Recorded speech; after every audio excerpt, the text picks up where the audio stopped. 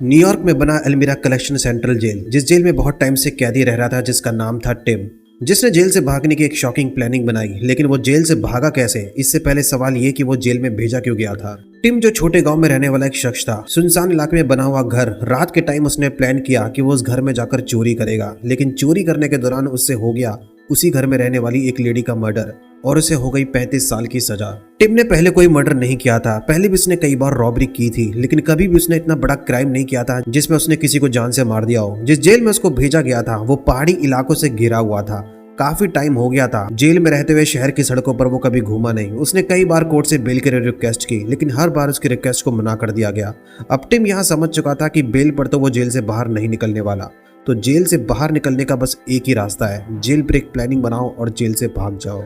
लेकिन उस जेल में एक सेंटर गेट बना हुआ था जहां 24 घंटे गार्ड तैनात रहता था। वहां से आते जाते हर कैदी की चेकिंग होती थी ताकि किसी भी एरिया के सामान को दूसरी जगह नहीं ले जाया जा सके, और टिम को यह बात मालूम थी। लेकिन टिम ने वहां रहते हुए अच्छा काम किया। उसे इस बात का अंदाजा हुआ कि गार्ड ज्यादातर उन्हीं कैदियों की तलाशी लेते थे जो ज्यादातर न्यू कैदी होते थे और बहुत टाइम से वहां पर मौजूद नहीं थे। वहां कुछ पुराने कैदी ऐसे थे जिनके अच्छे बर्ताव की वजह से गार्ड उनके दोस्त भी बन गए थे, और बाद में उन्हीं कैदी में से एक था टिम। कभी भी उसने जेल में रूल नहीं तोड़ा, जेल में जो भी उसे काम दिया जाता वो करता, कभी भी दूसरे कैदी को उसने परेशान नहीं किया। तो उसने डिसाइड कर लिया था कि वो जेल से भागेगा, लेकिन इससे पहले उसे जेल की रैकी करनी पड़ेगी। वो जेल के चारों तरफ ब्रेक टाइम में घूमता है और चेक करता है कि कहीं उसे एक ऐसी जगह मिल जाए जहां पर ऊंची दीवार ना हो, जहां पर रेजर वायर के तार ना मौजूद हो। और किस्मत अच्छी होती है क्योंकि उसे एक ऐसी जगह मिल जाती है। अब टिम अपनी सेल में चला जाता है। अगले दिन ब्रेक का टाइम हुआ तो वो प्ले ग्राउंड पर घूम रहा था, तभी उसकी नजर जाती है एक बिल्डिंग पर जहां पर एक वेंटिलेशन डक्ट बना हुआ था जिसके अंदर आसानी से वो घुस सकता था।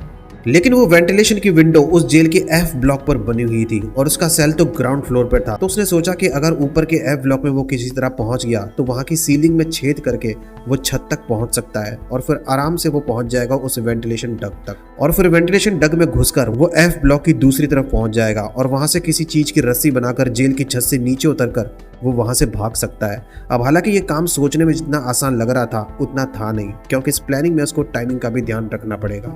और इससे पहले भी ये बात थी कि उसका सेल ग्राउंड फ्लोर पर बना हुआ था, तो उसे ऊपर के फ्लोर पर जाने नहीं दिया जाएगा, और कभी वो उस फ्लोर तक पहुंच भी गया तो वो एक से ज्यादा बार वहां जाने की परमिशन नहीं दी जाएगी। अब टिम सोचने लगता है कि क्या किया जाए।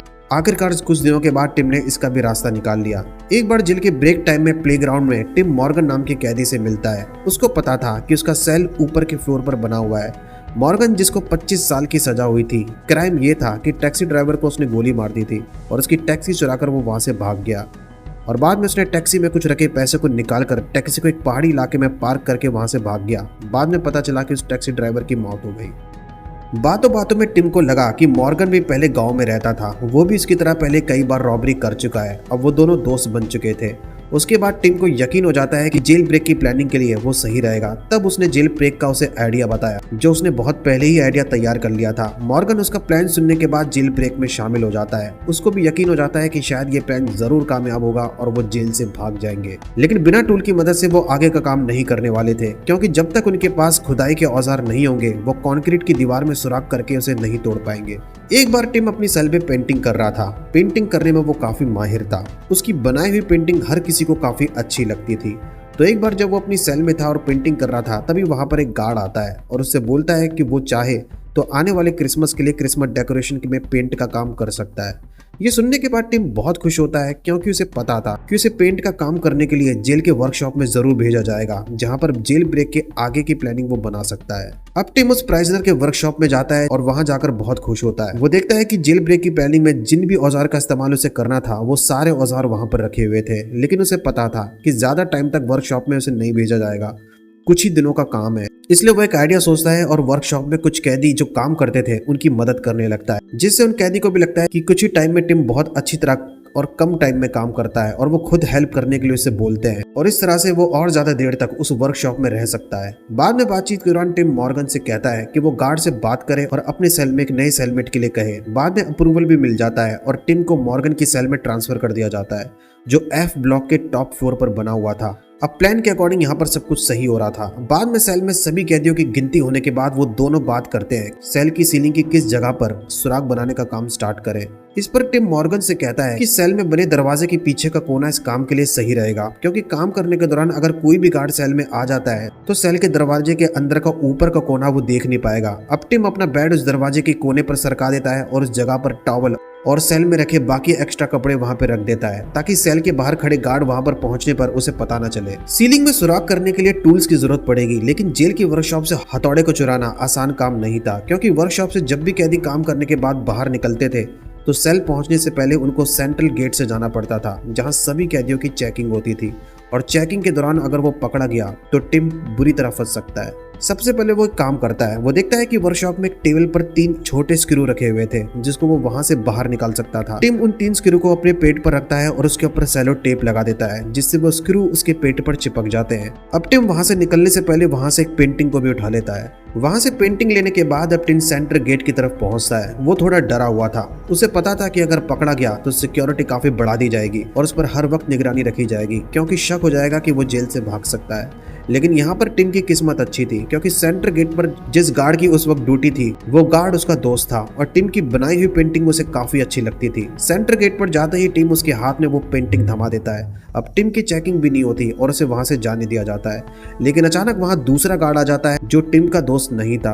अब यहाँ पर टिम डर जाता है, क्योंकि उसे लग रहा था कि वो गार्ड टिम की जरूर चेकिंग करेगा, लेकिन तभी पहले गार्ड जो ड्यूटी पर था वो उसको बिना चेक किए अंदर जाने के लिए बोल देता है, और इस तरह से टिम सेंटर गेट से होता हुआ अंदर सेल में चला जाता है। यहाँ पर एक बात साफ थी, टिम जानता था कि गार्ड को अपनी बातों में कैसे फंसाना है। अब सेल में जाने के बाद टिम मॉर्गन को स्क्रू देता है और जिसकी मदद से वो सेल की सीलिंग में सुराग करने वाले थे।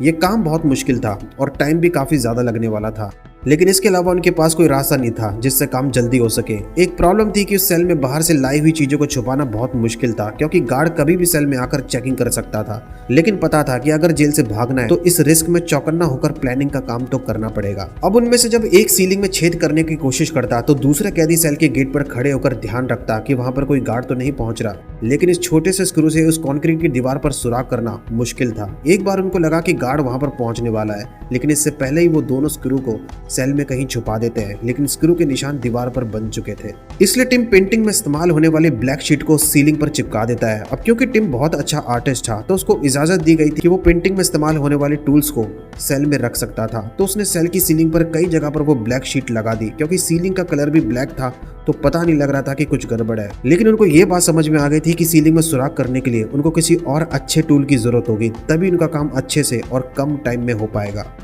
मार्च के दूसरे हफ्ते में जब टिम वर्कशॉप में काम कर रहा था तो उसकी नजर एक मशीन के हैंडल पे पड़ती है जो खराब हो चुका था। उसने सोचा कि वो उसे हथौड़े की तरह इस्तेमाल कर सकता है, और क्योंकि वो खराब हो चुका था तो हो सकता है कि वो वहां से उसे ले जाए। अब कुछ देर बात करने के लिए मॉर्गन वर्कशॉप में पहुंचता है। बातों बातों में टिम ने मॉर्गन को इस लोहे के हैंडल को दे दिया। मॉर्गन वहां से चला गया, लेकिन अभी भी टिम को डर था कि कहीं वो सेंटर गेट पर पकड़ा ना जाए। लेकिन जब वर्कशॉप में काम करने के बाद टिम सेल में पहुंचता है और मॉर्गन से पूछता है कि हैंडल कहां पर है, तो मॉर्गन कहता है कि उस हैंडल को उसने सेल में छुपा दिया है। इसका मतलब ये कि उसने सेंटर गेट पर खड़े गार्ड को चकमा दे दिया और चेकिंग के दौरान वो पकड़ा नहीं गया कि वो वर्कशॉप से हैंडल चुरा कर लाया है। उसके बाद टिम लोहे के हैंडल में बहुत सारे टेप को लपेट लेता है ताकि काम करते वक्त आवाज कम हो। जब जेल के ब्रेक टाइम में कैदियों की आवाज ज्यादा होती थी तो उसी लोहे के हैंडल से उस सेल की सीलिंग में सुराग बनाने का काम स्टार्ट किया जाता, ताकि उनकी ज्यादा आवाज की वजह से सेल में होने वाली आवाज थोड़ी दब जाए। कंक्रीट की दीवार में सुराग करने से जो भी मिट्टी बाहर निकलती उसको पानी पीने वाले ग्लास में भर दिया जाता और फिर उस मिट्टी को बाहर जेल के ब्रेक टाइम में ग्राउंड पर फेंक दिया जाता।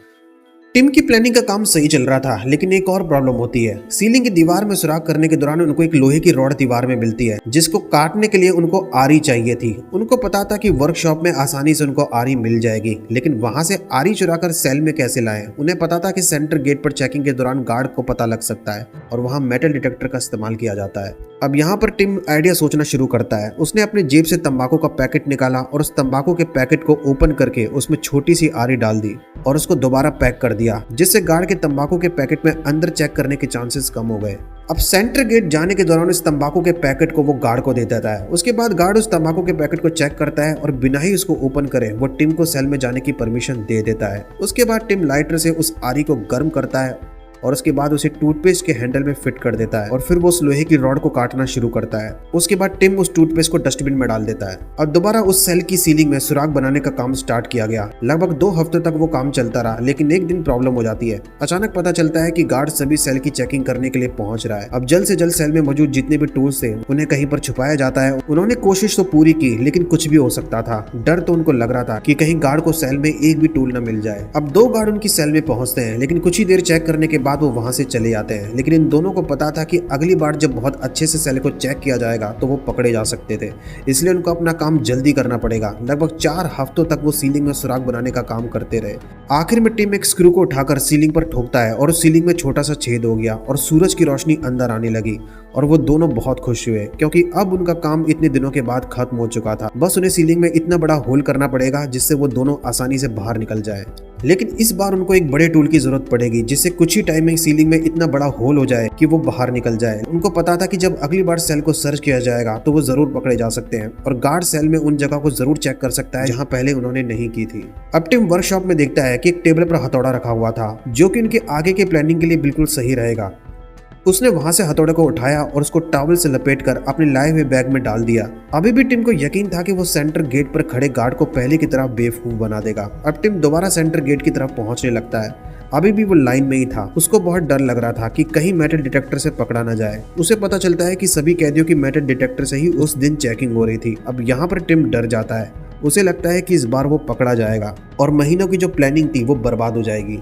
लेकिन टिम जब भी देखता है कि वहां पर एक और गार्ड खड़ा हुआ था जिससे उसकी दोस्ती थी, टिम लाइन से बाहर निकलता है और कुछ देर उससे बात करने लगता है। इसी दौरान बहुत कैदी पहले ही अंदर जा चुके थे और फिर बाद में गार्ड टिम को अंदर जाने के लिए बोलता है और इस तरह टिम मेटल डिटेक्टर मशीन से बचकर अपनी सेल में चला जाता है। टिम और मॉर्गन सेल में बातचीत करने के दौरान डिसाइड करते हैं कि वो हथौड़े का इस्तेमाल 4 जुलाई को करेंगे, क्योंकि उस दिन अमेरिका में एक त्योहार मनाया जाना था और उनको पता था कि उस दिन काफी शोर शराबा होने वाला है। और जब सारा शहर फेस्टिवल बनाने में बिजी होगा, जगह जगह पर पटाखों का शोर होगा, उसी वक्त वो भागने का बिल्कुल सही टाइम रहेगा, क्योंकि उस वक्त जेल में कुछ गार्ड की छुट्टी भी होगी। लेकिन अगर उस वक्त वो जेल से नहीं भाग पाए तो जेल से भागने का सही टाइम फिर कब होगा ये उनको नहीं पता, इसलिए कोशिश पूरी होगी कि वो उसी दिन भागे।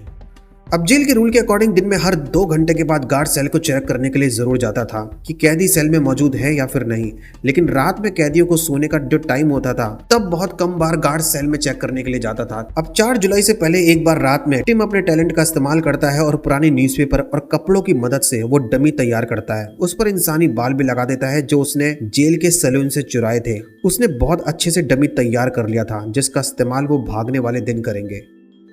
अब 4 जुलाई की तारीख स्टार्ट होती है। शाम के वक्त दोनों इंतजार करने लगते हैं और शाम के कुछ ही देर बाद जब पटाखे की आवाज होने लगती है, काफी शोर शराबा होने लगता है। उसके बाद टिम सेल में छुपाए हुए उस हथौड़े को निकालता है और सेल की सीलिंग में हथौड़े से ठोकना शुरू करता है। अब कुछ देर बाद सीलिंग में इतना बड़ा छेद हो चुका था जिससे वो दोनों आसानी से बाहर निकल सकते थे। अब उन दोनों के भागने का टाइम हो चुका था, जिसके लिए उन्होंने इतने टाइम तक मेहनत की थी। वर्कशॉप से इतने सारे टूल्स को चोरी किया था। अब भागने से कुछ ही टाइम पहले वो फटाफट बनाए हुए डमी को बेड पे रखते हैं और बॉडी शेप के लिए वो कुछ कपड़े उस बेड पे रख देते हैं और उसके ऊपर ब्लैंकेट को ढक देते हैं, जिससे ऐसा लग रहा था कि बेड पर सच में कोई सोया हुआ है।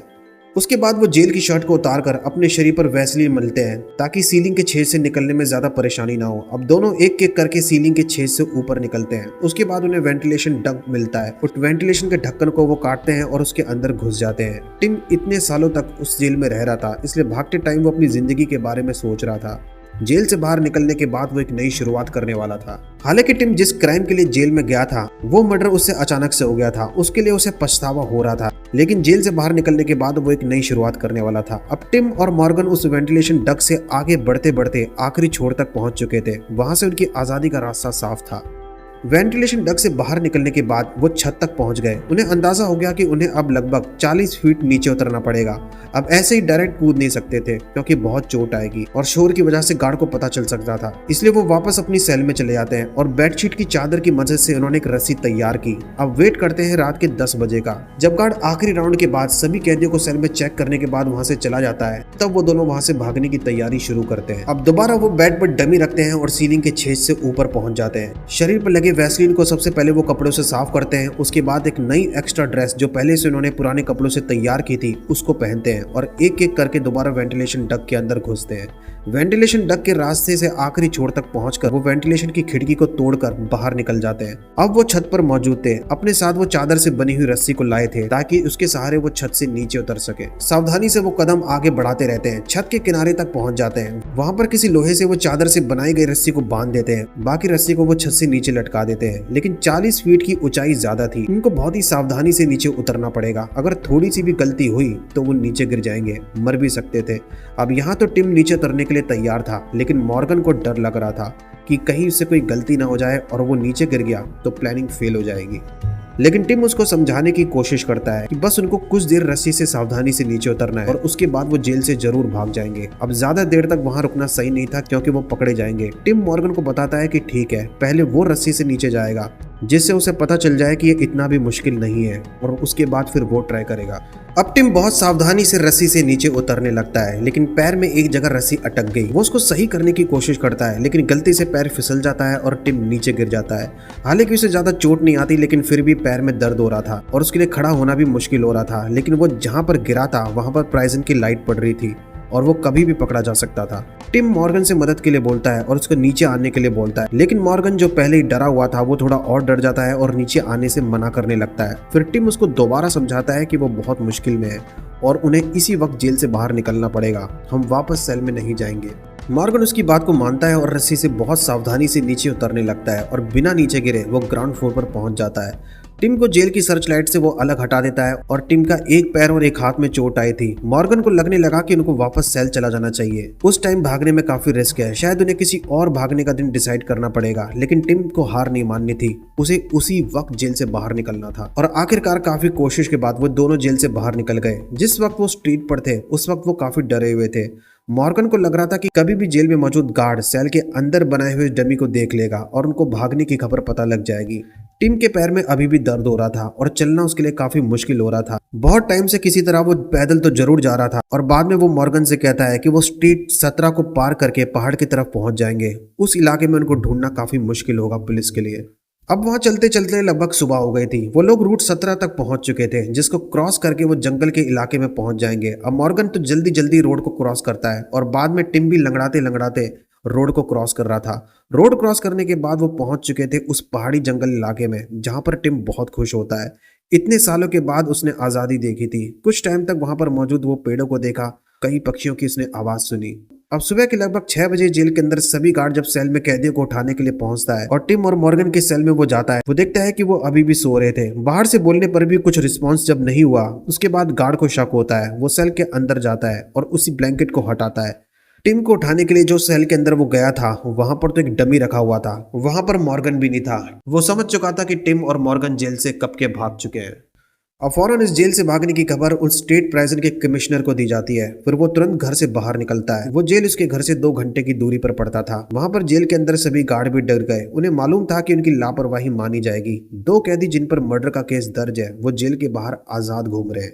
सबसे पहले उस स्टेट प्राइजन के कमिश्नर ने ऑर्डर दिया कि जेल में मौजूद जितने भी कैदी हैं उनके प्राइजन को लॉक कर दिया जाए। ब्रेक टाइम में भी सेल से बाहर निकलने की परमिशन ना हो और जल्द से जल्द पता लगाने की कोशिश करें कि वो दोनों जेल से भागे कैसे। सभी सीसीटीवी कैमरे को चेक किया जाएगा, कितने टाइम पर वो जेल से बाहर निकले होंगे ये पता लगाए, और कोई भी गार्ड आगे की इन्वेस्टिगेशन ना करे जब तक उनको ऑर्डर ना दिया जाए।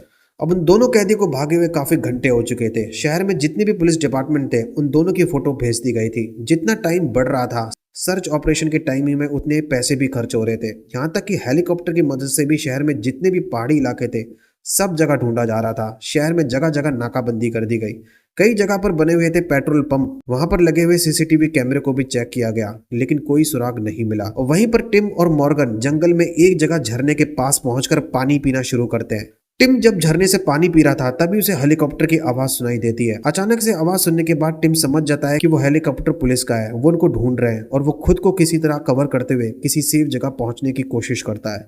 अब उनके भागने की खबर रेडियो पर भी चलाई जा रही थी और ये खबर एक ट्रक ड्राइवर भी सुनता है। और बाद में जब उसने न्यूज़पेपर में इस खबर को चेक किया और जब उसने इन दोनों की फोटो देखी तो उसको लगा कि उनमें से एक को उसने पहले देखा है। जब वो रूट 17 के रोड से जा रहा था ट्रक से, तो टिम उस रूट 17 को क्रॉस कर रहा था और फिर वो जंगल चला गया। उसने पुलिस को कॉल करके बता दिया कि उसने एक कैदी को रूट 17 के रोड को क्रॉस करते हुए जंगल जाते हुए देखा है। अब यहाँ पुलिस को एक बहुत बड़ी खबर मिलती है। उन्हें पता चल गया था कि वो जंगल में छुपे हुए हैं, पूरे शहर में ढूंढने की जरूरत नहीं है। और वहीं पर दोनों जंगल में भटकते भटकते एक जगह पहुंच जाते हैं जहां पर उनको एक खाली ट्रक मिलता है। वो दोनों काफी थक चुके थे और हेलीकॉप्टर से बचने के लिए वो उस खाली ट्रक में जाकर आराम करते हैं। उसके बाद उन्हें दोबारा हेलीकॉप्टर की आवाज सुनाई देती है। वो दोनों ट्रक से निकलते हैं, लेकिन टिम अभी भी काफी खराब हालत में था। चलना उसके लिए काफी मुश्किल हो रहा था, लेकिन फिर भी किसी तरह वो आगे बढ़ता रहा। अब टिम को लगता है कि उन्हें किसी पब्लिक ट्रांसपोर्ट से निकलना पड़ेगा, तभी वो बच सकते हैं। और वो दोनों किसी तरह जंगल के बाहर रोड तक पहुंच गए, लेकिन वहां पहले से ही पुलिस की टीम मौजूद थी। मॉर्गन ने वहां पर पहले ही पुलिस ऑफिसर को देख लिया था। उसको लगा कि इनको किसी और रास्ते से जाना पड़ेगा। अब उस रास्ते से चलते चलते हो चुकी थी शाम। उस रास्ते के आखिरी छोर तक पहुंचकर उन्होंने देखा कि आगे एक पार्किंग एरिया बना हुआ है जहां पर एक वैन पार्क थी। सबसे पहले वो वैन को चुराने की प्लानिंग बनाते हैं। वो उस वैन से जल्द उस शहर से बाहर निकलने की कोशिश करेंगे। और मॉर्गन सबसे पहले थोड़ा स्लो चलता है और उसके बाद वो भागते भागते वैन के पास पहुंचता है। वैन का डोर पहले से ही अनलॉक था। अंदर जाकर वैन को स्टार्ट किया।